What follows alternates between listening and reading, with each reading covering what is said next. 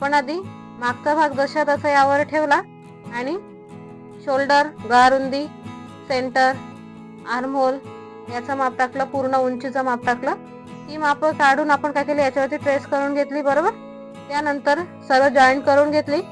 मग पुन्हा छातीचं माप टाकलं. कमरेचं माप टाकताना आपण 2.5 इंचाचा टक्स घेतला. 2.5 इंचाचा टक्स घेतल्यानंतर उंची वगैरे सगळं सेट केल्यानंतर आपण काय केलं, इथे अर्धा इंच ऍड केला, का तर आपला पफ व्यवस्थित दिसावा म्हणून. त्यानंतर आपण जे आपला अर्धा इंच जो आपण एक्स्ट्रा केला तो आपल्याला पुन्हा कट करायचा आहे. म्हणून आपण काय करणार, इथून आपण एक टक्सचं स्टार्टिंग ते बंद बाजू जिथे हुक आहे पट्टी आपण करू तिथे आपण जॉईन केलं. इथे आपण जिथे आपण मार्जिन ऍड केले तिथे आपण जॉईन केलं. त्यानंतर आपला जो आर्महोल डाऊन आहे तो केला. नंतर आपण आर्महोलचं माप दिलं, गळ्याचं माप दिलं.